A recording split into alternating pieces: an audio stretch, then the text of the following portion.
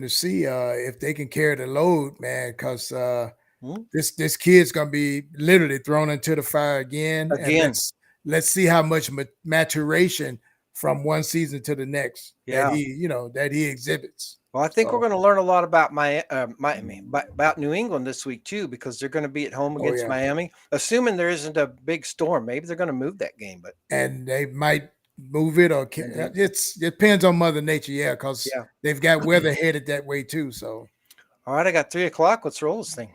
let's do it, baby.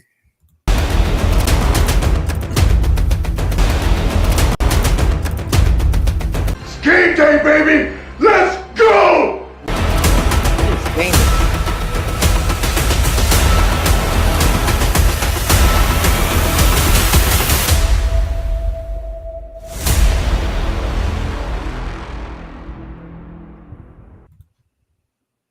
Welcome everyone to NFL Nation Live. It is indeed game day. We're going to get you ready for week 2. We're going to take a look back a little bit at week 1. Man, I can't believe we're already what 2 weeks into the season almost. But here we are. We're going to keep rolling.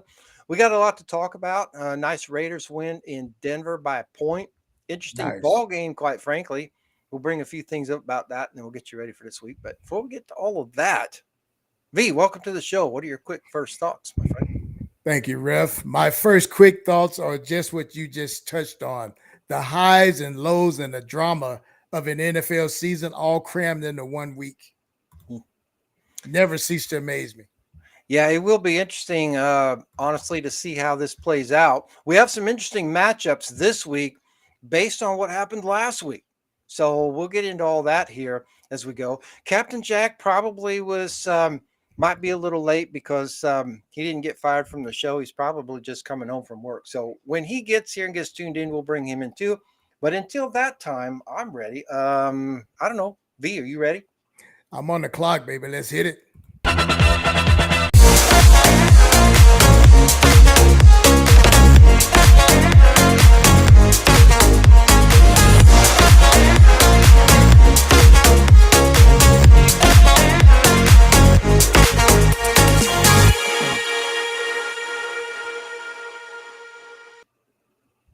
Here we are, week 2, NFL Nation Live. Welcome everybody to the show.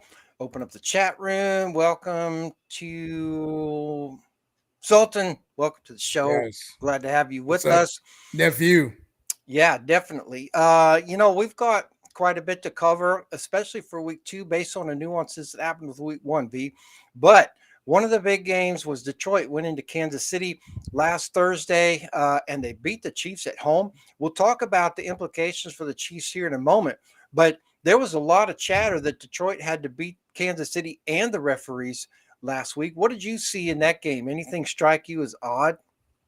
That pretty much was the plot of that game. Seemed like it. With the national stage, they no way they wanted the Super Bowl champs to go down at home. So you could see all the pregame fanfare, but once the game got started and the Lions defense flexed their muscles, it kind of changed the whole tempo of the game. And having Kelsey out, and also Chris Jones, who hadn't signed yet, you could see that it kind of threw Patrick off his game a little bit too.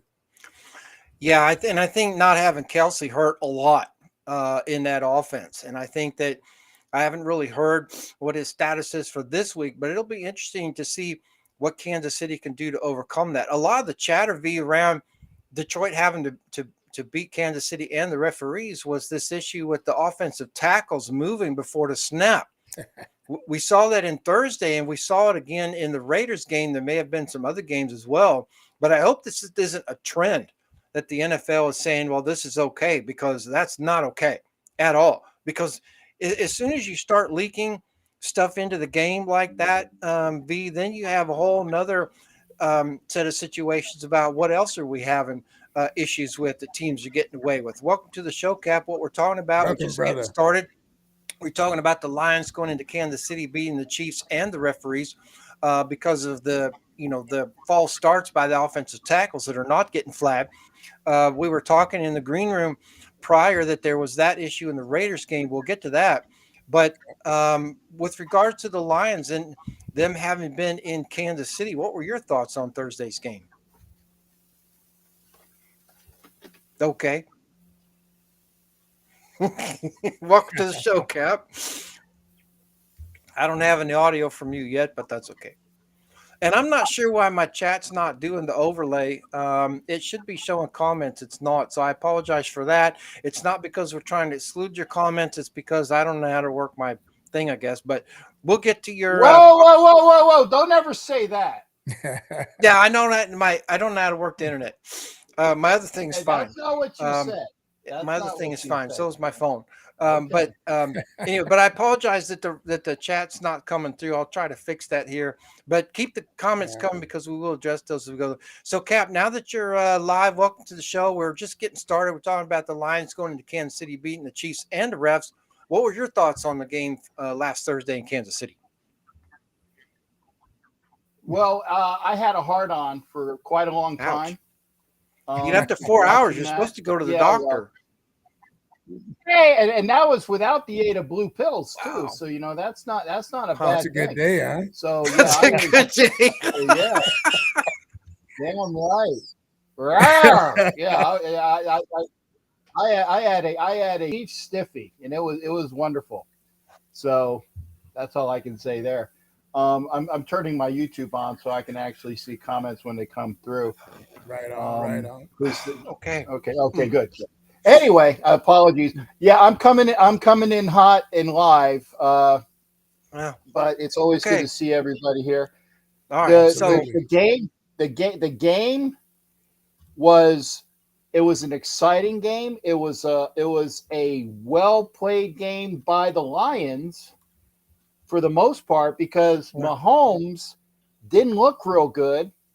And what gave me the stiffy was seeing the turnovers that the Gator / ex-Giant / a-hole Chief Kadarius Toney made. He had at least 2 or 3 drops plus a tip for the pick 6. And again, this kid's a Gator, and he was almost the sole reason why they lost that game. Almost the sole reason. Yeah, no, that's true. That and Kelsey not being in there didn't help. But their tight ends. I apologize, boss. Their tight ends played well. Now they didn't have a Kelsey game, but for the most part, when he needed to have the help of the tight end, there's nothing like the help of a good tight end. Let's put it that way. Female type. I have to say that because there's a guy on the Wild Wild West show who he takes my double entendre and he turns it back on me and says that I'm gay. Not that there's anything wrong with that, as Jerry Seinfeld would say, but trust me, I'm definitely not gay. But anyway, we get but see, he says because it's all of the quips, and he says whatever. You know what? Biggie Bronco, who's not watching, that's for you, brother. Anyway, see what happens when you come in hot right from the rehab center, Gary. So, all right, great game and greater result. That's for sure. Yeah, there's no doubt about it.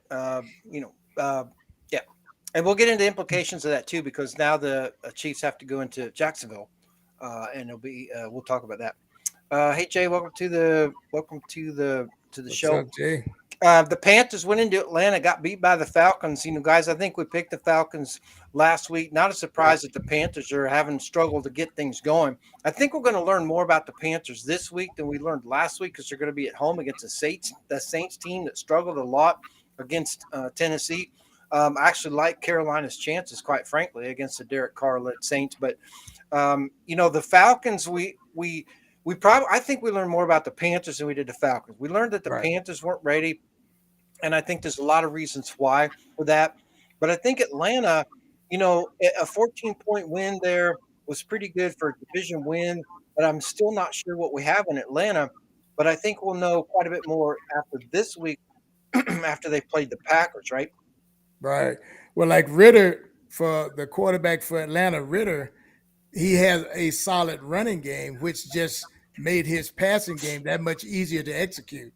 And really that Ricky Bijan Bijan Robinson, Yeah, I guess it is. yeah. Well, What a load, man! This no kid, doubt.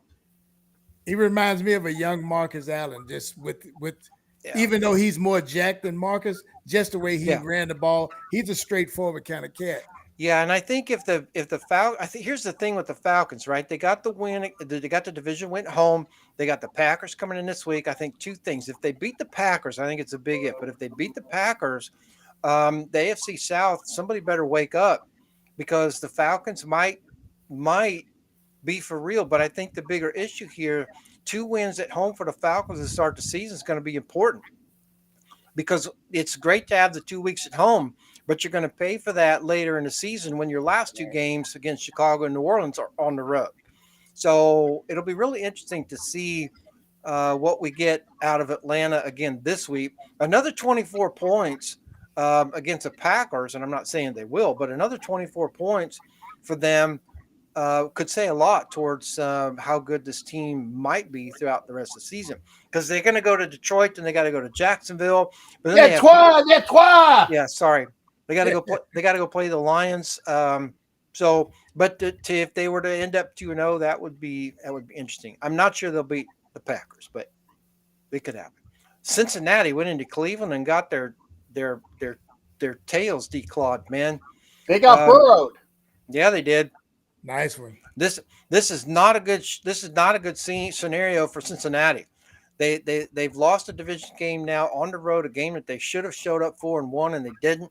Now they go home to play Baltimore, another division team, and I don't know how the Bengals are going to handle that, but they better fix it. And they better fix it in a hurry because an 0-2 Bengals team, you might as well be 0-4 because you've lost two games in a division now, in a division that everybody expected you to win. So I think the Bengals better show up this week, but I think you got to be pretty impressed, not so much with Cleveland's 24 points and to the Bengals 3, but that defense, man. Did anybody expect Cleveland to be that jacked up on defense at this point? I didn't. They definitely came in and set the tone. This Garrett kid, man, like I say, he's looked like he was ready to play in the Super Bowl. But that's how much that game means to both those teams. And for one to not show up kind of baffled me a little bit. Yeah. Yeah, Ed's got a good point. A lot of teams, especially the offenses, start slow. And I agree with you on that point. I'm not sure a division teams I don't know. To start slow against a division team, I don't know. But it happened. Jacksonville went into Indianapolis. The Colts gave the Jaguars, I think, more than they bargained for, but Jacksonville got away with the road win in the division. I think we learn more about Indianapolis this week when they go in to play Houston, because I don't really know what we've got with either one of those teams. Houston did a pretty good job against Baltimore, but I'm not sold on the Ravens yet. So I think the Colts are going to get all they want against Houston. I think they can come away with the win. But, there's a couple rookie quarterbacks, right, starting in that game? Absolutely. And one didn't have a great start for Houston. Not at all. And they also have a rookie head coach, right? Right. Rookie so head coach. A lot of things going on there. Yeah. So I guess you could say the same for the Colts, too, now, right? For the Colts, pretty much same scenario. I think they wanted Anthony to do too much just to start. And I saw him take a couple of hard hits that will shorten his career if he don't watch out. Yep. Yeah. Mm-hmm. And I think Lawrence from Jacksonville told him essentially the same thing, right? Yeah, protect yourself, man. Yep. Tampa Bay went into Minnesota, beat the Vikings. That was quite a surprise. I'm not sure what we have with the faux Pirates yet. But to go to Minnesota and beat the Nordics up there says something. I don't know what it says, but it says something. What do you guys think it says? Well, I know what it tells me is that I have to listen to a bunch of "We're the greatest, we're going to the Super Bowl" for a whole week, and it's like at least it'd only be a week.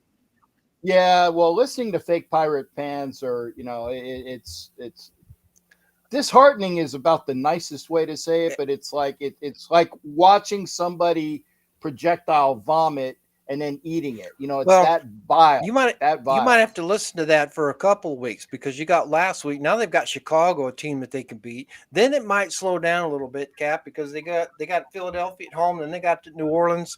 Then they got a bye week. Then they've got Detroit. So they've got some game, and then Atlanta. So on the road at Buffalo, on the road at Houston. So I'm not sure how long you'll have to listen to that, but you might have to listen to it for one more week at least. I hope not. Yeah, I hope not too. Tennessee went into New Orleans. We had one heck of a defensive battle. I don't know what we've got here, but I think if out of all of that, I think the thing that bothers me is that if you're Tennessee, you got to be worried when you can't put up, more than 15 points in New Orleans. I think you can walk out of there saying there's nothing wrong with our defense, but if you want to win the AFC South, you better score some points, and I think they got big trouble there. Yeah, it definitely was a defensive dominated battle on both sides. It almost reminded me of the old school smash mouth. Derek had his connections with his receiver, but the defense really carried the day for both teams, and the defense helped New Orleans squeak out that win. Yeah, and Sultan's before we go any further, this is the golf clap for Derek Carr finally crossing the 50-yard line in the New Orleans, in the Superdome. You finally did it. Okay. You finally did it. Didn't do it last year. Oh no, that would have been asking too much. But he finally did it this year. So here's the golf clap to Derek Carr. Yeah. Yep. As we move to the 18th hole. Sultan's right. Tannehill looks terrible. Yeah, he does. And I Tennessee, man, they better get their act together. They got the Chargers coming in this week, and the Chargers don't know how to play defense at all, but the Titans do. So something's got to give there. Oh, yeah. San Francisco went into Pittsburgh, cleaned the Steelers' clock. The 49ers look Super Bowl ready. The Steelers did not even look like they knew how to play football, which is really bad. They got a lot of things to fix. They better fix them in a hurry. They got no. Wait until week 4. Yeah. Wait until week 4. They can fix them week 4. Yeah. Anything before then, I don't want to see fixed. I want it to be as broke can be. Well, if it's still broken, they're going to get beat by the Browns this week. That would be not only 2 losses, but it'd be 2 losses at home and 1 in the division. I don't know how you can start more ugly than that unless the Bengals lose. That'd be maybe the double ugly. But for an NFC North division that we thought was going to be competitive, an 0-2 Bengals or 0-2 Steelers team going to make Cleveland look like playoff. But anyway, whatever it is with the Steelers, and whenever they decide to fix it, it needs fixing. Week 4. Week 4. Week 4, exactly. Arizona got beat by Washington. No surprise there. Nah. Green Bay went into Chicago, beat the Bears. This was one we weren't sure of last week because we weren't sure because it was Green Bay on the road and Jordan Love as the new quarterback. Guys, the Packers team went in there, scored 38 points. So I guess the Bears are what they thought they were, or whatever that is. But the real question here is Green Bay what we thought they were? I tell you, go ahead, Cap. Go ahead. No. I was pointing at you. Or actually, I should. Well, I tell you what, everybody was poised to see, there you go, and myself included, to see Fields just go out there and put on a clinic. That was the other case around. It was Jordan Love and that running game that just opened everything up. Yeah. And they pretty much gassed the defense of the Bears, man. Yeah. And I, like I said, I picked the Bears. I will admit that. Yeah. Because I thought that they would show up. I thought that Fields and that team would be a little bit more, that they were sick and tired of being on the receiving ends of L's dictated by the Packers, and I thought this was their time to actually come forward. Obviously, they didn't get the memo. We got the memo. So I put in my memo, Cap, Love keeps the belt. So he still owns it, So okay. Yeah. But anyway, they're going to go down to Atlanta. So now we're going to see if the Packers can hold it together. They go down there and convincingly beat the Falcons like they beat the Bears. I realized they'd be 2-0 and have beaten probably 2 otherwise marginal teams, but that's a huge confidence boost for a team that wasn't sure where they were going to be without Aaron Rodgers. So we'll see in next week's show what we're saying or not saying about the Packers. I'm a little worried they're going to go down there and maybe get beat by Atlanta, and then we don't know what we have with Green Bay. That'll mean the Chicago game was maybe a little bit of an anomaly or maybe they played Yeah. over their heads because of division game, but we'll see. We'll come back to the Raiders game in just a second because Miami went into LA to take on the Chargers. Nobody played any defense in that game. Miami came away with the win in a game that the Chargers should have won but didn't. What do we have here? A Chargers team that's probably overrated, a Dolphins team that's better than we thought. I think both. Yeah. I think both. Yeah, because remember, especially after what happened with the Jets at their quarterback spot, yes, they won, but at what cost? It could be a Pyrrhic victory. Yeah. If you don't know what a Pyrrhic victory is, look it up. It's historical. Okay. And then if you don't know, there's a movie that has that in it too. So anyway, okay. The Bills looked, well, actually it wasn't really the Bills. Allen looked like crap on Monday, and I'm hoping that he doesn't fix that stuff until week 3. Three. Right. Three. Yeah, Right. 3. So if the Bills don't look good, that's good. The Dolphins looks solid and so, but it was like a Charger game for when Fouch was playing quarterback. We're going to score, but we're not going to be able to Stop you from scoring. So it was one of those type of games. I'm sorry, V, if I bunged on you, brother. Don's got a good point in there. Week 1's not a good gauge. We know that. But that's a good point. It says by week 3, they are who we thought they were. But that's really important comment because in this show, by week 3, guys, we're going to start to see this. We don't know what with some of these teams we talk about. We think we know what we have or not sure what we have. By week 3, we're going to start to see a couple of trends. Certainly, we're going to get more of those as we get into the season. But what's the big one we always talk about? And that's points scored, right? So, teams that lost, Chargers lost, Baltimore. I'm sorry. Out of the top 10 teams scoring this week, the Chargers are the only team that lost. So, yeah, it's kind of interesting stuff. But we'll get into that. But that's a good point. The Raiders went into Denver to take on the Broncos. Raiders got away with a 1-point win. I was a little disappointed that they didn't get some more points towards the end of the game. They were in field goal range, and I know they took a knee to run out the clock and all that, but I would have liked to have seen. Well, they would have had a friggin' touchdown instead of a field goal if the friggin' officials would have called the friggin' holding on Devontae Adams. Hello. Well, let's talk. You have a fistful of friggin' jersey, and Adams was living like. I'm sure he was like he was probably pulling a John McEnroe. You can't be serious, man. You can't be serious. Yeah. Oh, yeah. Well, there was. Yeah, I agree with you on that. There was definitely I think there were 4 calls in that game that I was focused on. That was one, and that one should have been called. They've certainly called other folks for less than that. Yeah. Exactly. I thought that the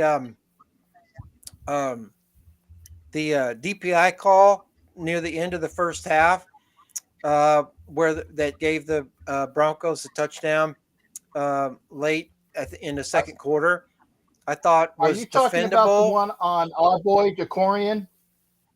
Yeah, it was on Bennett. Yeah.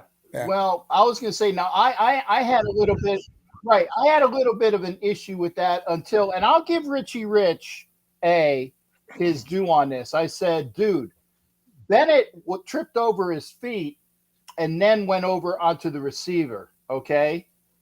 So he said, no, Cap, if you look at the play, Bennett was beat off the line of scrimmage. So he kind of gave him the tug and go when he was going by him. I said, okay. And Richie, like I said, he's definitely, when he breaks down things, he said, if he said that and saw it, I'll take it at his word. So if that was what the original call was, and that's what they said it was, then it was worthwhile. But, but there was a lot of calls that were definitively uncalled, not called, and definitely piss off the captain calls. Let's put it for that way. I think that that DPI call near the end of the first half is defendable. Because of the optics? Yeah. But I would just say this. if I'd been the field judge, that's not a foul. I'm sorry. Right. There's contact all over the place. It did not have a detrimental effect on the play. On top of that, now it used to be a thing. It's not a thing anymore as to whether the ball is catchable or not. That's not a thing Right. anymore. It used to be as part of the call. Right. It's not anymore. They've removed that, but that's still a thing in terms of whether or not it's a foul. It's just not an official thing. And so when you look at the play in its entirety, the ball's not catchable. Now you could argue that he was held up to the ball wasn't catchable, but that argument doesn't float with me. It looked pretty much uncatchable to me too, from where I'm sitting. Yeah. And a great acting job on the receiver also. Yeah. So I think there's a lot going on there. So Richie Richey, I agree with you, Cap. We can defend the call, if you will, by the book. But I don't know. I wouldn't have had a flag out of my pocket, but maybe I'm biased. There were a couple things that were interesting in that game, though, and I shut the chat down so we can look at this in the video. I want you to take a look at this slide here.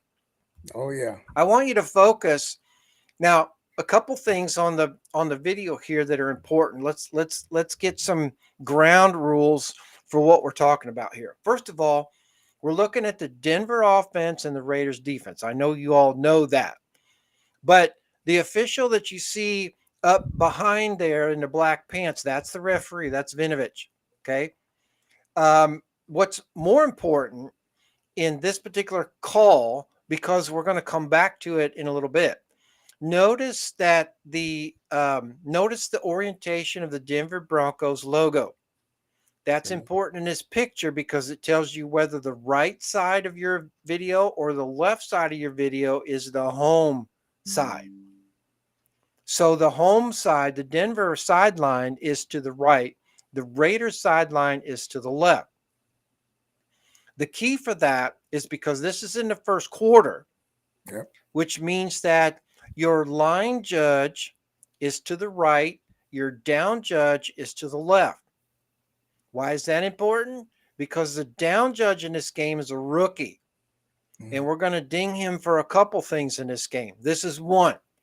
So you've got a rookie down judge on your left. Now I'm going to roll this forward. But when I roll it forward, I want you to focus on one thing.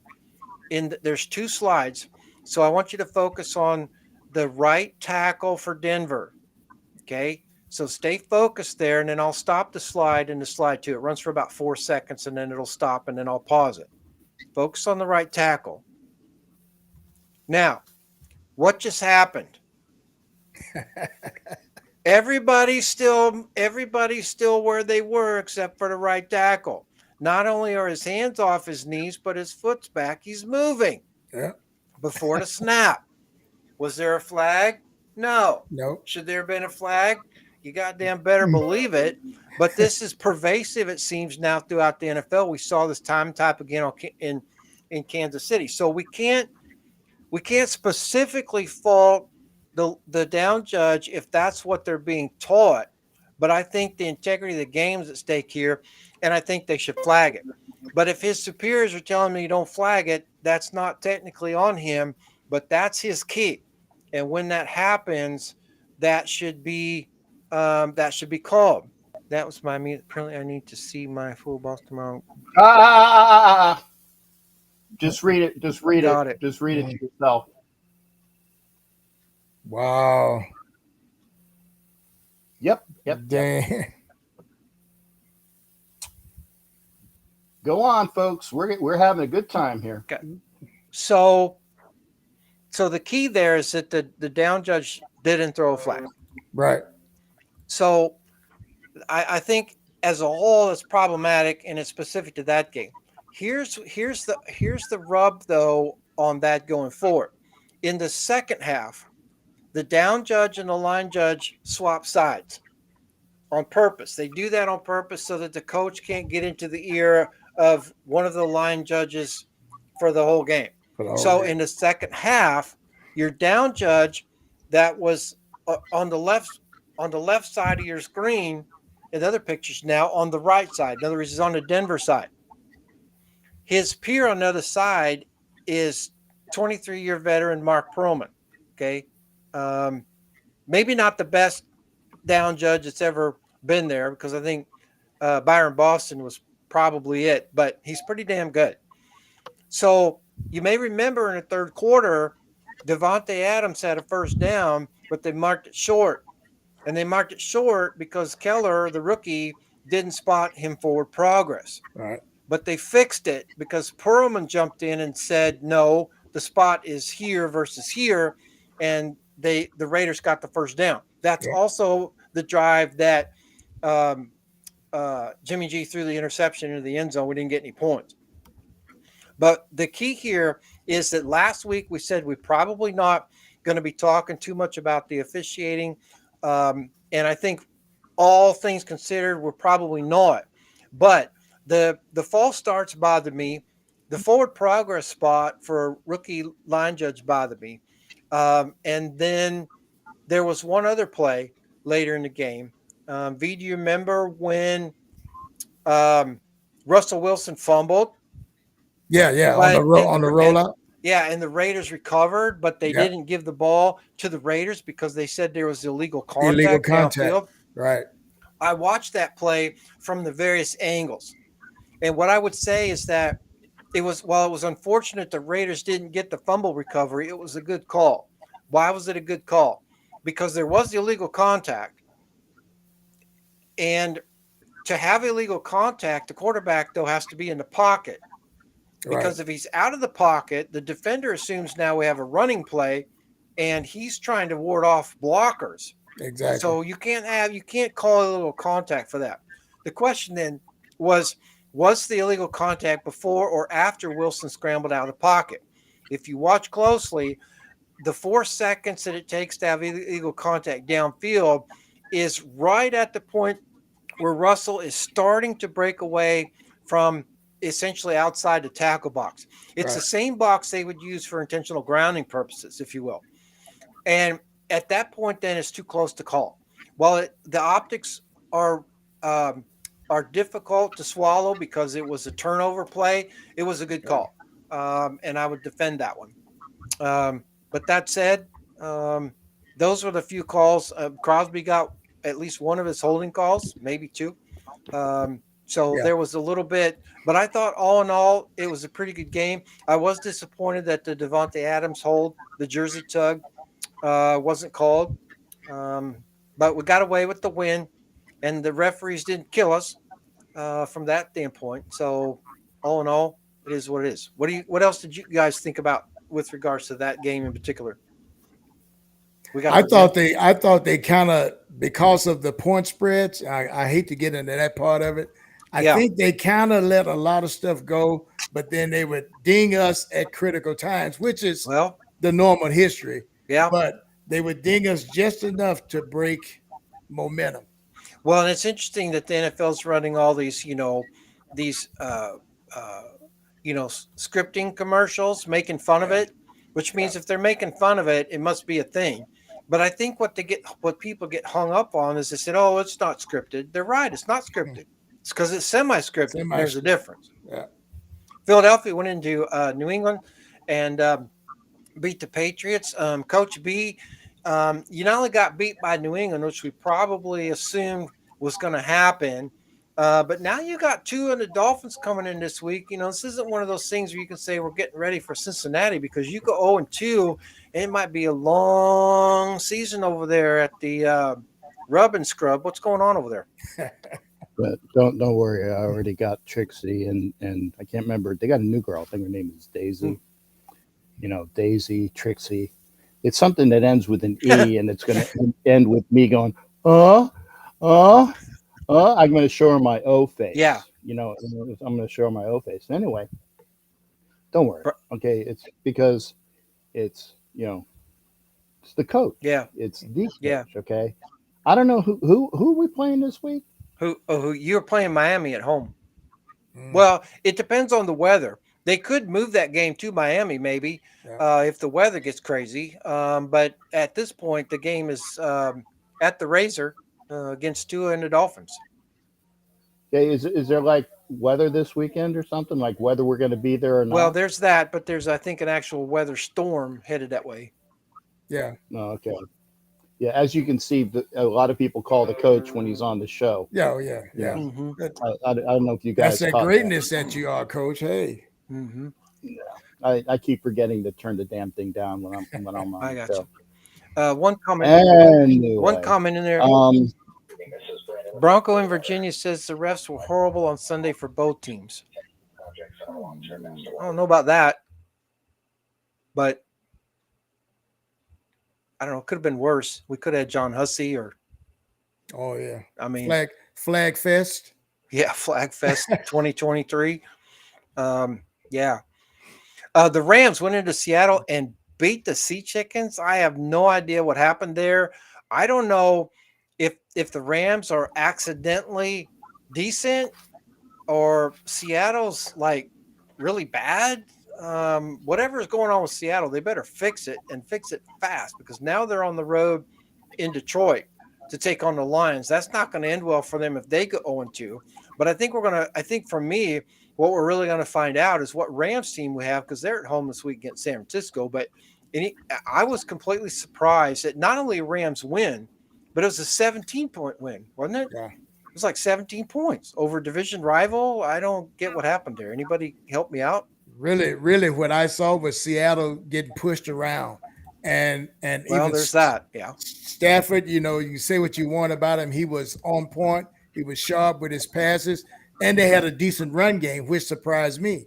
So, Broncos again. Virginia said 10 penalties on both teams. Yeah. Yeah, Yeah, some of them were good, some of them not. But yeah, it's I the mean, timing of them. just because there's a lot of flags doesn't mean the officials did a bad job. Bills favored by 8.5. 8.5. Wow. I expect a close game. Oh, okay, that's for the Raiders. Sultan says they lost both tackles. I'm not sure if he's talking about Seattle. I'm not sure either. But So I know Gino had a rough day that day. Broncos. I love the video. And by the way, I'm sorry I turned the thing down because you guys don't have to listen to the damn message that whoever was there. That's why I turned the microphone off. Yeah. Or Coach B would have finished the thought. I got you. But when Sultan says both the Seattle tackles. Okay. I love it's like, oh my God. Yeah.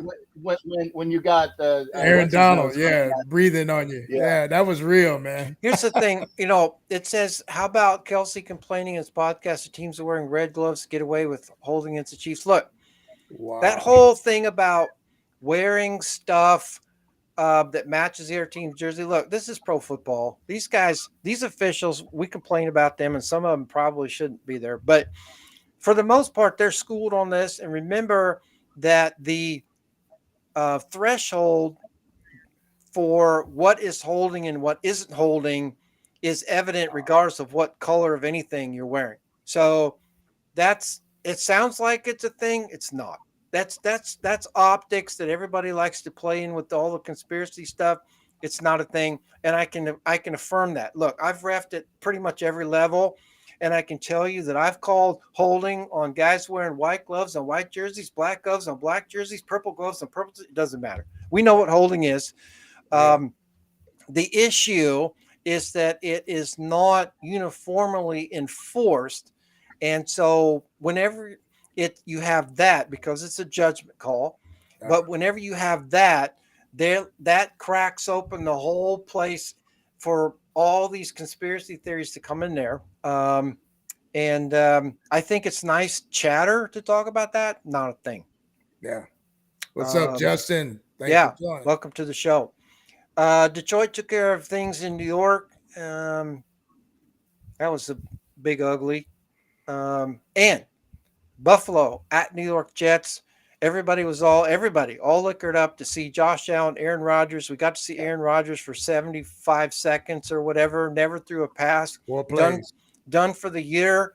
And maybe forever. I don't know, at 40 years old. But if he comes back, it's not going to be this year. So now we had a Jets team that was lonely for another Lombardi trophy and now has to go to Dallas and play a team that liquored up the Giants for 40 points. I feel bad for the Jets because I think we got the same problem now with the Jets we had last year. A terrific defense, can't score any points. They were lucky in the win against Buffalo. Of course, that went into overtime, and then Buffalo has to punt.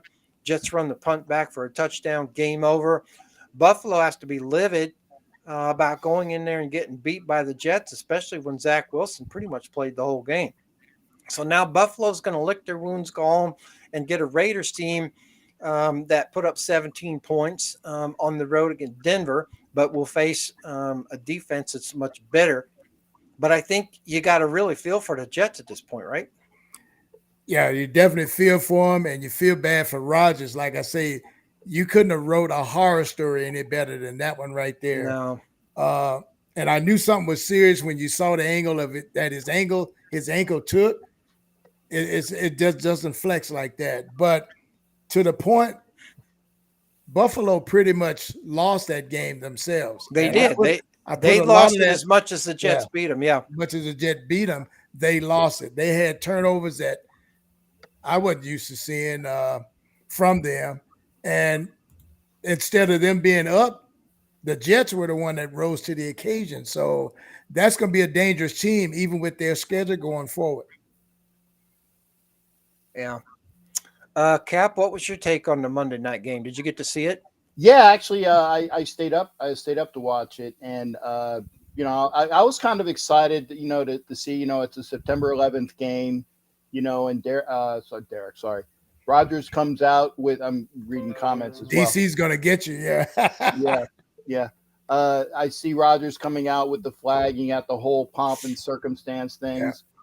4 plays. Yeah, 4 plays. 4 plays. Couldn't believe it. And I don't feel bad for the Jets. And I'll tell you why. I feel a little bit of pang for Rodgers.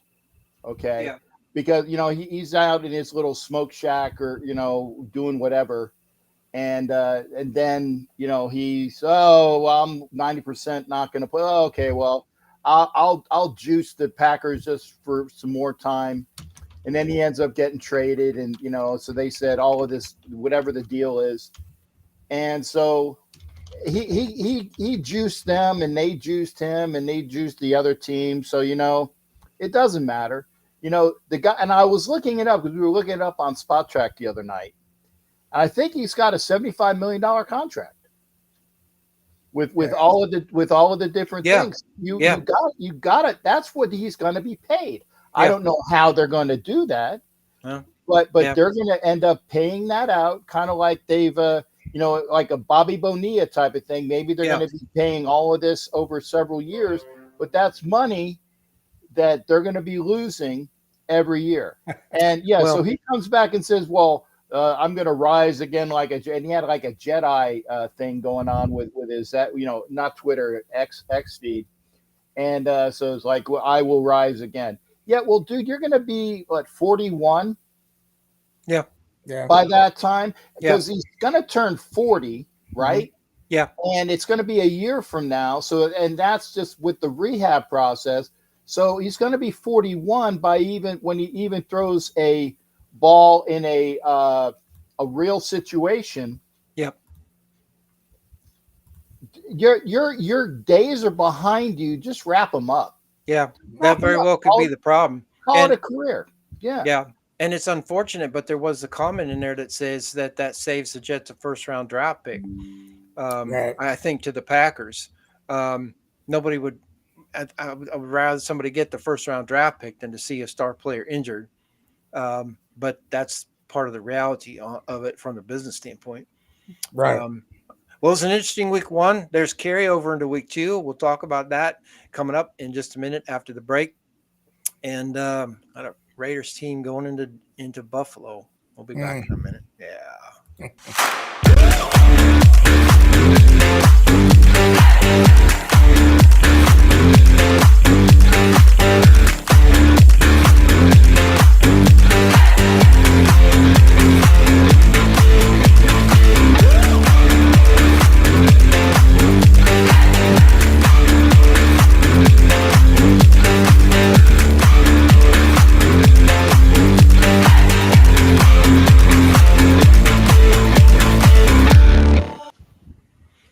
back, everyone, to NFL Nation Live. We've covered week one. I'm going to get you ready for week two. Kickoff for week two is in a little over an hour or so. Yep. Was it 5:15 or something Yep. Pacific time? It's 3:45 now. And speaking of which, the Vikings, who got beat at home against Tampa Bay, going to go into Philadelphia. I'm a little nervous about the Eagles because we had the comment in there that week one is kind of what it is. The Eagles are going to go home now. They settle things out and get it going. I think the Vikings are in big trouble. I think the Vikings better bring a couple of boxes of Wheaties. They're gonna need it, or some spinach or whatever gives them that strength. I don't see Philly losing this, even with a sluggish Hurts playing. Uh, Yeah. I think they just got too much for them right now, man. Well, I would agree with you on that front. And honestly, Dallas is probably going to beat the Jets now. I think the Jets will give Dallas a little bit of trouble. No one's arguing. I don't think anywhere about how good that defense is. But that defense is not going to be able to hold Dallas off if the offense can't score any points. It's the problem we had with the Jets last year. That's why we put them on the clock even before we played week one. Maybe they're going to have to go back on the clock again now. But I think if New England gets beat this week or the Jets get beat this week and go 0-2, I think either or both of those teams could go on the clock. But what about the Vikings, Cap? They go in there and they lose to if they lose to the Eagles, they're 0-2, and they're 0-2 in the conference, but they haven't played a division game yet. That's still live for the Vikings, but are you a little bit concerned if they go on the road, get beat by the Eagles? No, and by the way, I want to greet Kel Rogers, who is watching us from the UK right now. Right on. So Right on, Kel. He's one of the UK Vikings that hits my show a bit. So again, blessings Awesome. to you, Kel. So welcome. That's at least like 6 hours difference. So and thank you there, Kel. A great Thank guy. you. Yeah. Appreciate it, man. Always in Tenerife. Well, okay, so he's on vacation. Anyway, when Kel says that the Vikings are going to lose, that tells you all you need to know. Okay. The Vikings didn't play well against the fake Pirates. Right. And at home, and Kirk Cousins, brain farted for actually, I can't really blame Cousins for that one pick where the guy just ripped it out of his hands. It was the one pick that the Buccaneers guy got it, and it was near the end. They were going for. And it's just a matter of the fake Pirate, the defensive back, just no, I want this more, and he took it away. So that's just the way it is. But tell you, I don't feel like the Vikings have any chance tonight unless everybody on the Eagles eats too much Pats or Geno's before the game, and they have like a bad case of food poisoning. Because other than that, then the Eagles got this one pretty easy. Yeah, I'd be surprised on a short week if they don't pull it off. Green Bay's going to go into Atlanta and play the Falcons. It's a Packers team that took the Bears to task last week. We've got a Falcons team that has a win at home in the division against the Panthers. I would say that for a week 2 game, this is pretty evenly matched, but you got to appreciate a Vikings team that put up 38 points, regardless of who that was, right? Yeah, I'm taking Green Bay to go in there and beat Atlanta at home, just from what I saw from the defensive side of the ball. Yeah. And like I say, Love is no pushover, regardless of what people joke about it. He's no joke. Apparently not. And Justin Fields, I think we're having a hard time trying to figure out what we have there, right, for the Bears? Yeah. Like they're going in the opposite directions right now. Yeah. Let's see. We have a rough schedule through week 7. Yep. By then, too late to recover. Maybe so.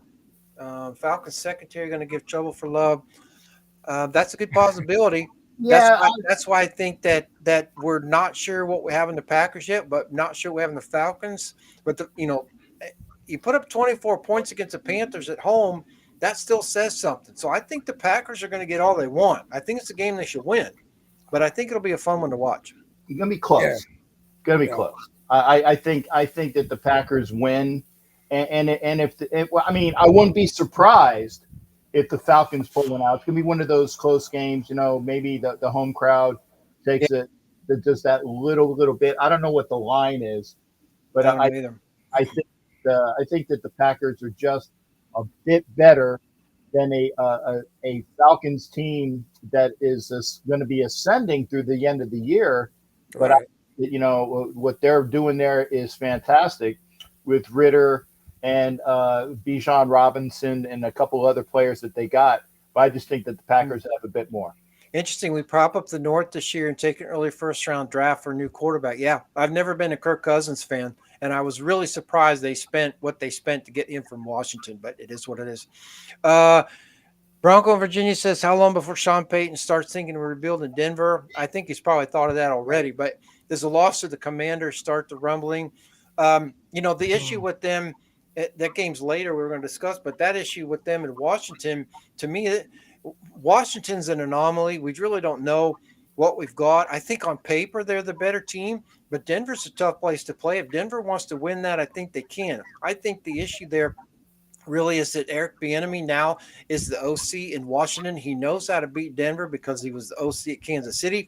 If he's got something scripted up, I don't think anything that Sean Payton could come up with in the short time that he's been with Denver is going to be able to fix that. I still sort of like Denver at home, but man, that's a tough one. If it was in Washington, I'd take the Commodores. Denver, I think, gives them a little bit of an edge, but I don't know.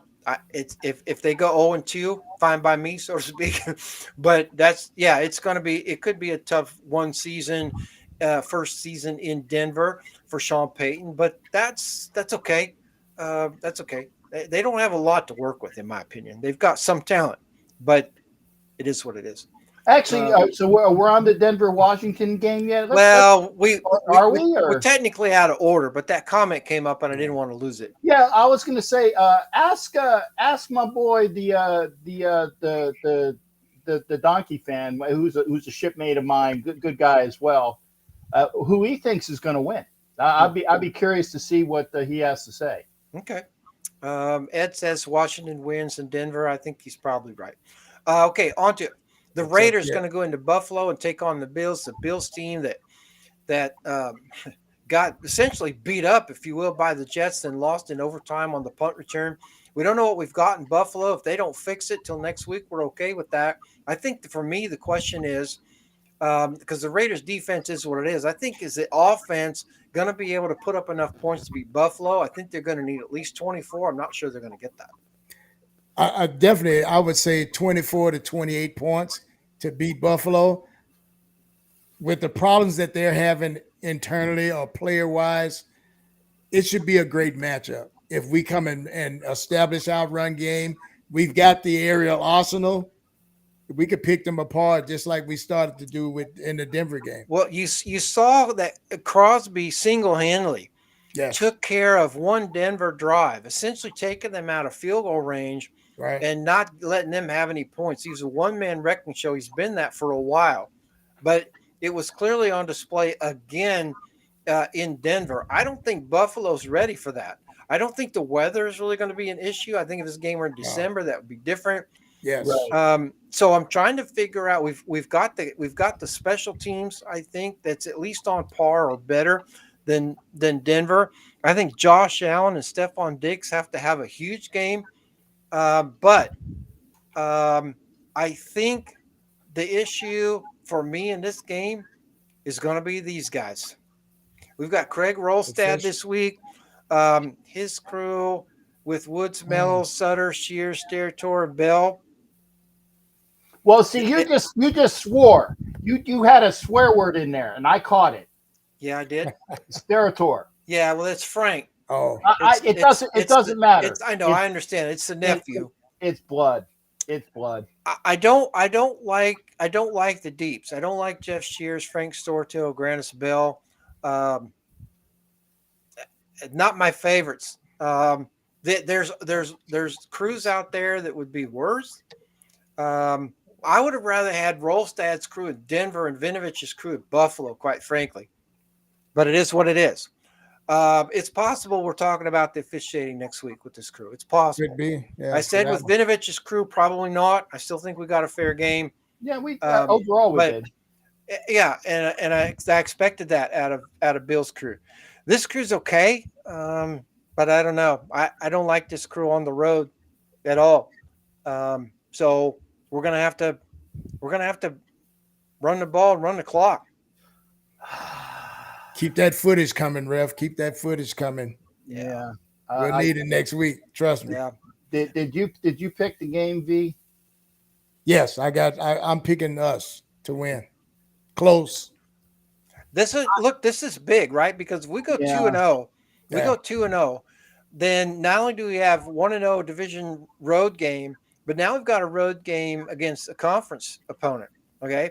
So that's huge because that's tiebreaker stuff. The Chiefs are going to have the same Exactly. problem in Jacksonville, right? So Right. before we get to that, Baltimore are going to go into Cincinnati. It's a division game for the Bengals at home. They're second in 2 weeks. What, Cap? Wait a second. I didn't pick the game yet. My bad. Who do you pick, Cap? As if there's any big surprise. No, I mean it's unfortunate, but it's like I'd love to pick us this week. I really would. But I was just going over the fact. I said, when was the last time that the Bills had two stinkers in a row? Okay, not Probably a lot. 1971. Yeah, when they had OJ and Prior and to OJ, yeah. yeah. Well, no, OJ was there like 68. Yeah, 68. So, Yeah, you're yeah. right. 69 or something. yeah, 68, 69. So they had it was the electric company back then. Him and Right. him and the other guy. Mhm. But I don't. I want to see a victory. I'm going to be there. I want to see a victory. You're going to Buffalo? Yeah, I'm going to Buffalo. Wow. Right on, brother. I'll look for you on TV. Yep, it might be my last hurrah based upon what was in that chat. Well, if you're going to go out, go big. Yeah, yeah. But yeah, I'll let you know what happens tomorrow. Yeah. So, Jack, But hey, Jack, I can't pick the Raiders knowing what I think is going to be a very volatile crowd and a team that needs to be picked up because they knew that it was mostly Allen screwing up. And unless Allen just totally brain farts again, then yeah, we got a chance. But I tell you, their defensive line is a hell of a lot better than the defensive line That's true. against the Broncos. Well, okay? and the Jets defense is way better than the Raiders, and they've always frustrated Buffalo. So because it's a division game, they know each other pretty well. So yeah, I hate doing. I'm gonna pick the Bills and hope I'm wrong. yeah, me too. there you go. Yeah. Baltimore going to go into Cincinnati, take on the Bengals. It's the Bengals team that lost on the road last week to Cleveland. A loss by Cincinnati at home would be devastating because they'd not only be 0-2, but they'd be 0-2 in the division. But I think they're the bounce back pick this week because I'm not sold on the Ravens. I know the Ravens should have a lot of firepower, but they sure didn't put very much of it on display, in my opinion. They've got the kicking game with Tucker and all that. I just don't think the Ravens are going to play well in Cincinnati. But I tell you what, guys, I hate to say this, but if this Cincinnati Bengals team goes 0-2, I think we got a problem in Southern Ohio. What do you think? Well, I'm picking Cincinnati as a bounce back team this year. Just heard today that J.K. Dobbins is out for the season with an Achilles. That was their main horse at running back.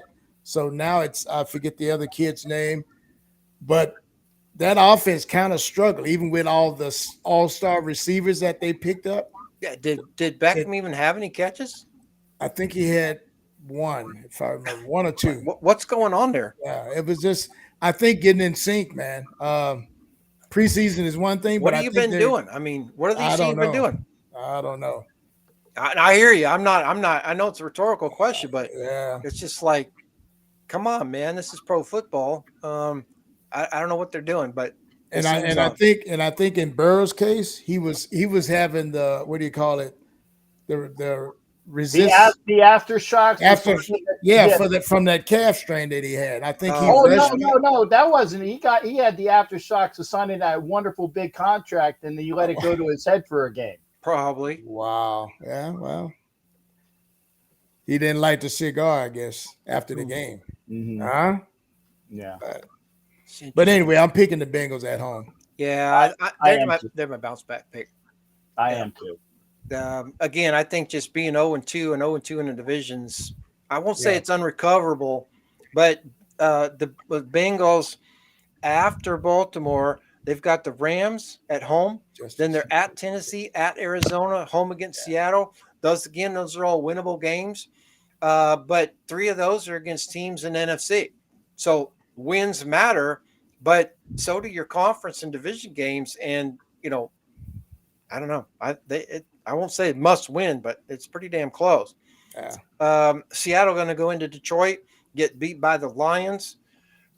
Indianapolis going to go into Houston, probably beat the Texans, but I don't know. I think this is going to be an interesting game. I think it's a game that Houston could win. I wouldn't be surprised next week if we're talking about a Texans win. It might be the only win of two or three that they get this year, but I'm not sold on the Colts.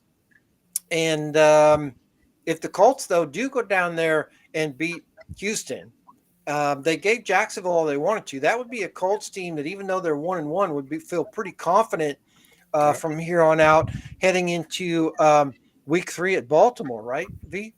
Yeah, I've got Indy and an upset in Houston. I think it's going to be a close matchup, but I think um, AR is gonna, like I say, save the day with his legs. Yeah, it could. That may be a factor. That may be a factor. Houston just may not have all the pieces put together yet on a new team, so to speak. But you technically say the same about Indianapolis. But I yep, was gonna say I think Steichen and Richardson will be the offense obviously that's needed. okay, You got D'Amico Ryans that's going to could do a lot with that team defensively, but it's yep, still early. Yeah, And I think that, like I said, you have the X factor in Richardson, and yeah, even, and my boy the Broncos said that if you had Taylor back there, yeah, yeah, it'd be a super totally easy different. pick. But I think the Colts go in there and win. It's going to be close, but I think they're going to win. Sultan says Colts win. Um, cool Kev, I think, said Houston puts Ursay in on the pig On pit. the pig pit. Yeah, You know maybe so. Some folks will be serving up whatever they serve. Will be the Jacksonville Jaguars. They're going to host Kansas City this week. The Chiefs lost the opener last week against the Lions on Thursday night. They're going to go into Jacksonville and play a pretty fired up Jaguars team. This is a Jacksonville team that may be ascending in their ability to make waves in the AFC, but the onus is on Kansas City now. Being if they lose to Jacksonville, being 0-2 isn't as devastating maybe as the Bengals lost against the Ravens because they'd be 0-2 in the division. But right. this would be a loss in the AFC for Kansas City, which impacts seeding in the playoffs, which we assume Jacksonville will be a part of. So this is, I won't say a must win for the Chiefs, but an important one for them if they get that. And I think it helps the Chiefs more than it hurts Jacksonville, even though you could say the same is opposite's true as if Jacksonville lost about seeding. But Kansas City, they got to pretty much go in there and get a win against Jacksonville, don't you think? Yeah, I'm picking them in a squeaker here, and the reason is, like you say, 0-2 in the AFC.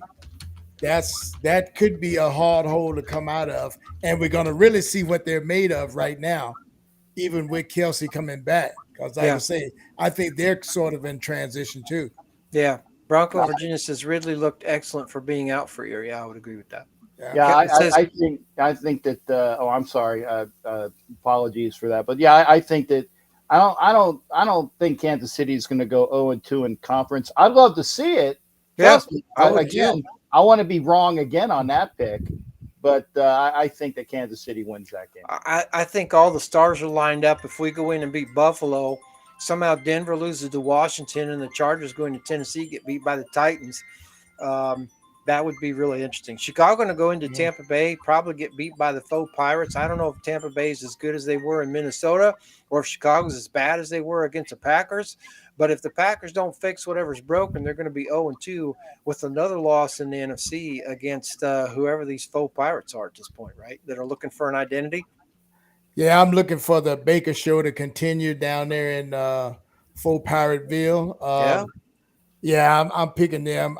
Chicago's got some stuff happening, man. apparently. Field still doesn't look comfortable. No, it doesn't. The defense to me is what has fallen off though since last season.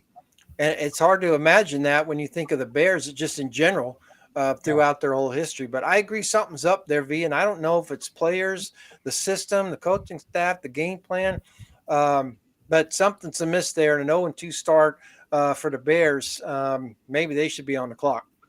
The Chargers, who lost at home against Miami, are going to go into Tennessee and play a Titans team that's pretty good on defense, but can't score any points. So if you like points, you got to like the Chargers in this one. I think Titans will give them all they want to. I really think this is a game the Chargers will win just because of the Titans. Their offense bites. But if they get Derrick Henry going, and it was apparent last week that the Chargers probably couldn't have stopped anything, then maybe it's a longer day for the Chargers than we thought. What's you guys take on LA's ability to go in there and beat Tennessee? I've got Herbert pulling out one in Tennessee because of the points they can put up and put up fast. I think they jump out on Tennessee and just keep the pressure on them. Henry can have a great day, but they can't put up enough points to keep pace. Yeah. You're gonna have it. You have to play points like a pinball machine, and they don't have enough on offense. I mean, with Tannehill's still the quarterback, and until they figure out, and he's the starter, by the way. I mean, it's like and this is a segue, but it's like, who is the Jets going to grab from one of these teams? And what was it? The one guy that's on Fox News was saying that Ryan is a plug and play guy. You know, have Matt Ryan come in there and be a backbone. I'm just relaying what was said. So even that having been said, you got Winston and Nollins. You got like a crappy Tannehill with the Titans that this is his last year anyway. I mean, it's like, well, what do you want for it? You know, it's going to be a matter of quarterback roulette, and it's Tannehill doesn't have enough. Derrick Henry needs to run over people on offense and then make tackles on defense, and that ain't going to happen, unfortunately. Yeah. So Bronco Virginia. Oh, I lost his comment. He said, Bill. I think he said like Bills, Bengals, and Chiefs were like top 3 teams. Then he said something about something killing the Chiefs' chances, and I didn't catch all that. But Broncos could make the Jets a sweet deal for Russell Wilson. Yeah, well, that would be interesting. And Russell Wilson's, I hate to say it, Russell Wilson's washed up. He's still effective, but he's not a top tier quarterback anymore. He's not going to win any more Super Bowls. He was lucky to get the one. But it is what it is. But he's better than some other folks out there. So, but if the Broncos are ready to move on, and they probably should be, and they could get some capital for Russell Wilson, I wouldn't argue the trade. Part of the rebuild somebody mentioned earlier. Yeah. The Giants going to go into Arizona. This is 2 big uglies playing for respectability. They're both 0-1. Arizona actually played pretty well against the Commanders, but couldn't get it done. Again, they're not scoring enough points. But the Giants blow out at home against Dallas on, the celebration of 9/11, 40-0. I think it says a lot about how bad the Giants can be if they want to be. They're going to have to be a lot better if they want to go into Arizona and beat the Cardinals. I think they'll circle the wagons on this West Coast trip. Arizona is really not showing me anything to really impress me about them going forward, even though they're going forward. But is that what they're doing? Yeah, well, they're going. We'll put them on the clock, so I don't care. That ought to tell you the Giants are going to get the win. Yeah, they're just, I feel for the fans for that whole season, man. They're going to suffer. Bills are overrated.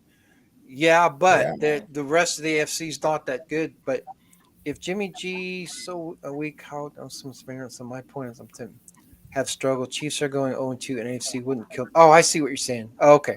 I see. Chiefs going 0-2 and AFC wouldn't kill them for the seeding. Probably not. I get it now. Yeah, that's a good point. That's a good point. And I would agree with that point even more if their 0-2 wasn't against Jacksonville. I mean, Jacksonville is a team that could contend for the number 1 seed. So that loss is the tiebreaker, which puts Kansas City back into Jacksonville. If Kansas City were going to anywhere else except maybe Cincinnati and went 0-2 in the conference, I wholeheartedly agree with Bronco Virginia's comment. I still agree with his comment, but the fact that it's Jacksonville makes it maybe more of a thing in my mind, and that's just my opinion. But again, I agree with him. It's not. It's not overcomable. Right. Because Kansas City's other notable games, I think, let's see, Miami, which is I think in London or Germany. They play Philadelphia, they play Green Bay, they play Buffalo, so and they play Cincinnati. So Kansas City. So back to Bronco Virginia's comment, it is true because if you look at the rest of their schedule, they're going to play all the primary other non-division AFC teams that will also impact seeding. So another Jacksonville loss somewhere down the line against somebody else does actually make it recoverable because it is only week 2. But What's Hey, up, Bishop? one thing, and I hate to do this to you, Ref. DC, this is a show about the entire NFL. Okay. Oh, yeah. I see the comments, and this is an NFL Nation Live show. I will have as much as you want, either on my show at 9:00, or if I have an uncensored show after this, and you can talk your ass off about the Derek Carr issue. I don't care. Not here. Okay. We're talking full NFL. I got other things on my mind too. yeah. I just needed to tell you. I Yeah. get it, DC, but let's move on and watch the other shows. No, see it and I better. appreciate you addressing that, but I appreciate the fact that there's still discussion about Derek Carr. But I do agree that on this show we've moved on from that. Not that it's not relevant in its own place and can be vetted out in somewhere, but I agree with you, Other- Cap, that we've other kind of vendors. we covered a lot of that last year, and it might still come up, so that's okay. But Cinderella team for the Super Bowl. That's it'll come back up. Trust me. yeah. San Francisco going to go into LA to take on the Rams. 2 teams in the NFC West that are now 1-0. The Rams went into Seattle and beat the Seahawks. Of course, we know that San Francisco took care of business in Pittsburgh last week. What's going to give here? We're going to find out that San Francisco is going to essentially manhandle the rest of the division, or the Rams got some secret up their sleeve that they have answers for San Francisco and how to beat that one. I'm not so sure, even though it's in LA. They may have a secret, but I don't think it'll be this week. Purdy came back. He's playing better than I expected him to. McCaffrey is just killing. And like I say, that defense, it's you don't even need to say it. Well, They come out there and take care of business, man. Yeah, and I think the thing for me, and Ed's comment in there is that San Francisco tough to beat. I agree with you. I agree with him on that front. I think my issue with the Rams is still the same issue I've always had with the Rams, even during their Super Bowl run a couple of years ago, is they don't have a running game to speak of. Jonathan Taylor was on the trading block. That could have made a difference for them in the NFC West, and for whatever reason, it didn't happen. I think if I were Stan Kroenke, I would have been what does Indian? I almost said Baltimore. What does Indianapolis want? Let's give it to him because he could have been the difference for them in that offense. And the fact that Kupp now is essentially on injured reserve, I think they had other folks last week that stepped up, but they're going to have to get the tight end. Is it Higbee more involved? I think if they're going to beat teams other than Seattle and make a run for the playoffs. The Jets are going to go into Dallas, probably get beat by the Cowboys. This is a Jets team. Thumped. and the thing is that I'm sorry there. I just had to exclaim. It's not that the Dallas offense is going to be. It's the defense. The defense can score. Yeah. The defense of the Cowboys can score enough points because the Dallas offense is still really nothing to speak of. Yeah. Okay. And they're just going to thump the Jets. I mean, in fact, I don't think the Dallas offense is going to score a lot on that Jets defense. Probably not, but it'd be enough to win. Enough. Yeah. And that's the problem. I think Zach Wilson will be improved, but this is the same issue now that we had last year, and why we put the Jets on the clock last year before the season even started was because they can't score points.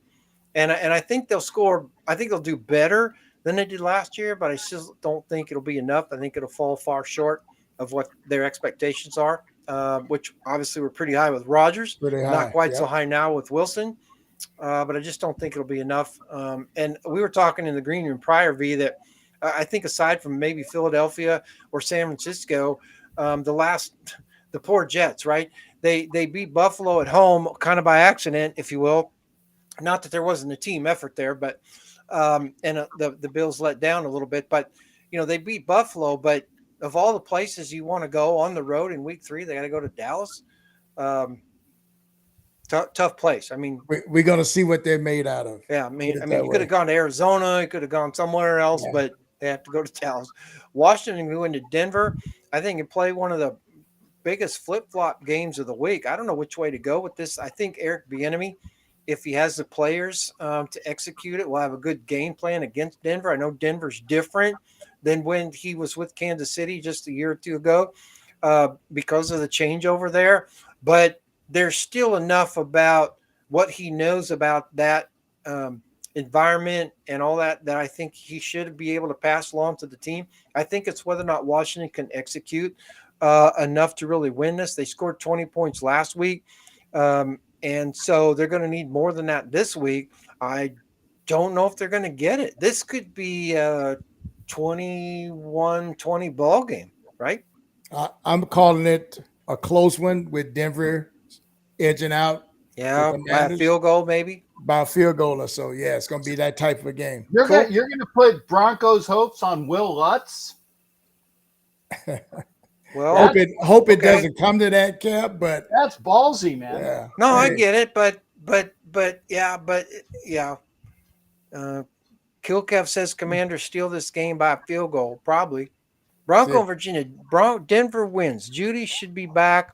Will be close. Sam Howell on the road oh as yeah, well. Washington front four could give Denver O-line fits. That's where this game's that's going to be won or right lost. there. But that's Right. a good point because if Judy is back in, I think the Broncos offense is back in. I'm just concerned that, and I'm not putting all this thing on Bieniemy, but I just think that element with what Washington can bring should be enough. But man, Denver's feisty. You got to play them for 61 minutes. You can't play them for 59 minutes, 58 seconds. You're going to get beat. Yeah, And if Washington decides not to do that, they're in trouble. So Denver's going over 20 points. Well, yeah, maybe. Well, they had 16 last week. Should have had 17, right? Actually, yeah. they Sure. should And, have and had that, 20. and 20. if 20. that game had been 17-17 in overtime, who knows what would happen? Well, like I said, the guy missed a field goal and an extra point, so And they an should extra have had. point. Well, Yeah. that's right. Yeah, So should have been 20 who's the official at Denver? Oh, Brad this Rogers. week. That's a good crew. Yeah, That's a good crew. So that's going to be an interesting game. Miami going to go into New England and take on Coach B and the Patriots. You got to like Miami and what they did last week. They didn't play much defense, but they scored a lot of points. They'll play a better defense this week, but this is a Patriots team, guys that scored 20 points against a Philadelphia team that maybe just kind of didn't have it all together in week 1. How do you see this one coming out, Coach? No, well, first off, Miami is doing me a favor because they're bringing up Trixie and Daisy from Stewart, so they're actually flying them up for me special. So they're saving me a trip, and yeah, I need to do a little bit of unwinding. Talk about a sensation with a happy ending. So that'll be me at the end of the game. So I really don't care who wins at that game, but I know I'm going to have a happy ending that night because of Daisy. Well, I think Miami's going to. honestly, I think Miami's going to probably make you 0-2. I think you should probably talk about what size your gold jacket is going to be. You should get the hell out of there. I got to retract here because it says Bronco, Virginia. Don't forget the Raiders and Broncos only had 6 possessions. Are you talking about for the whole game? for the whole game or for a half? That's got to be for a half. Yeah, probably for a half. for a half, Yeah. I think. Yeah. And the league average, I think you said was 10. That's probably about right. But when you have all those penalties, you're going to stop the clock a lot on top of all that. Well, Coach, wish you luck against Miami. I think you're probably going to be 0-2, and then you got your buddies, the Jets, next week in New York, and then which you probably can win now, and then you got to go to Dallas. So you'll be lucky if you're 1-3 at the end of September. Oh Maybe yeah. we should put you on the clock. Eh? Don't worry about that. I got it. You know, I'm calling as coach, I'm calling for a Cheatriot win. Okay. Oh, But Well, yeah, I maybe- would think you would. Yeah, Yeah. but maybe somebody else might come in a minute. But I gotta, you know, I'm gonna, but, you know, I'm gotta get Well, stretched and limber for the girls. So I'll Sh- catch you guys later and take a nap. I got Sean Smith's your referee, so bring your attitude. The Panthers going to go into Carolina. I'm sorry, the Saints going to go into Carolina to take on the Panthers, the Saints team that won last week by accident over Tennessee. Didn't really score a lot of points. I think the Saints are in trouble if the Panthers have any offense going at all. I think Did I miss anything? I know the Panthers only got 10 points on the road in Atlanta, Right. but Carolina's in trouble if they go 0-2. I think the NFL wants that division to be flippy floppy, so I wouldn't be surprised if the Saints crap all over the place and the Panthers get a win. I think the Saints are the football pick. I think they're technically the better team, but you just don't know what you're going to get out of a Derek Carr-led team versus the Panthers. Who do you guys like in this one? I'm actually going to take the Panthers at home. I'm taking the Saints because of the Saints defense, not the offense. Yeah. Well, the Saints defense did a good job last week. Yeah. No doubt about it. But you got to appreciate the fact that, you know, Tannehill couldn't throw across the street and hit a parked car. So when Derrick Henry's your only offense, it's pretty easy to put 3, 4, 5, 6, 7, 8, 9, 10 guys in the box, stop that offense. But they won't have that luxury this week against the Panthers. Well, I just see Brian still earning his stripes, so to speak, or getting initiated to the speed of the game. Yeah. That's what I'm saying. If I'm a D coordinator, I'm sending the house at it. I'm sorry. What game are we on? I just walked in. New Orleans Saints Panthers. Yeah. Oh, well, I want to. By the way, DC was asking when I have a show immediately after this, and then another one at 9. So not immediately after this, but I'll have a show uncensored, possibly, and then a 9 o'clock show. So you can come in if you have to swear, you can have to wait until.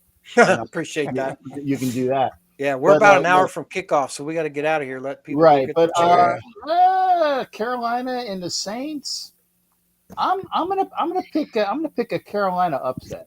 Yeah, me too. Ed says Saints lose by 12. Okay, that's what I think too. Okay. Yep, that's what I think. I just think the Panthers are going to be ready to play, you know, and not sure the Saints are going to be ready to play. Cleveland at Pittsburgh. The Browns going to go into to the Steel City to play their cross-state rivals. It's the Steeler team that got blown out last week. I'm not sure what we have in the Steelers, but here's another team, I'm talking about Pittsburgh, that could go 0-2 and be really hurting because they will have had 2 losses at home, one of them in the division. I like their chances against the Browns, but I like them in the same kind of way that I like the Panthers' chances. I think Cleveland's defense is going to show up. I think the question is, will the Pittsburgh's defense show up? Sure. If they do, then I think Steelers will outscore Cleveland 20-17. But I think that we're on Steelers watch at this point, right? I think so, and they've got that big D tackle Hayward. Yeah, has abdominal surgery. He's out. Yeah. So now, how is that going to affect the defense? Well, I'm just saying. They got to stop Chubb, and they got to stop Chubb. So I'm saying that Cleveland's defense will probably dominate this game. Yeah, if they can shut down the Steelers scoring, Cleveland wins. Bronco in Virginia. Cleveland beats Pittsburgh. Tomlin doesn't survive. Gets fired at the end of the season. Ooh, Kenny Pickett, worst quarterback in the division. Spoken like a true Bronco. Yeah, that's a lot. That's a lot of bias there. Sure, so. But they're fans, right? He's so pissed about the friggin' what was it the Biner fumble, you know? Oh, way back in the day. Yeah. Or I should say I'm positive because the Donkeys won the 2 games that they played against the Browns because of a Biner fumble and other things. So Yeah, And then they let John Elway drive 98 yards. I mean, come on. the drive. But you know what? That's still. I get it. actually, I'll agree in one respect. I actually think Cleveland's going to win that game. Well, I wouldn't be surprised. I Yeah. wouldn't be surprised. I think at that point, then we got to be really concerned about See you, Pittsburgh. Jack.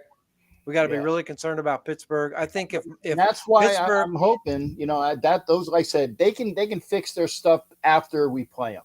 I think if Pittsburgh gets beat at and they go 0-2, if Cincinnati, maybe not Cincinnati, if the Jets go into Dallas and get pounded or beaten, New England gets beaten by Miami, I think we're going to have some teams to put on the clock. I actually thought we should probably just go ahead and put the Jets on the clock this week, but I don't know how you guys feel about that.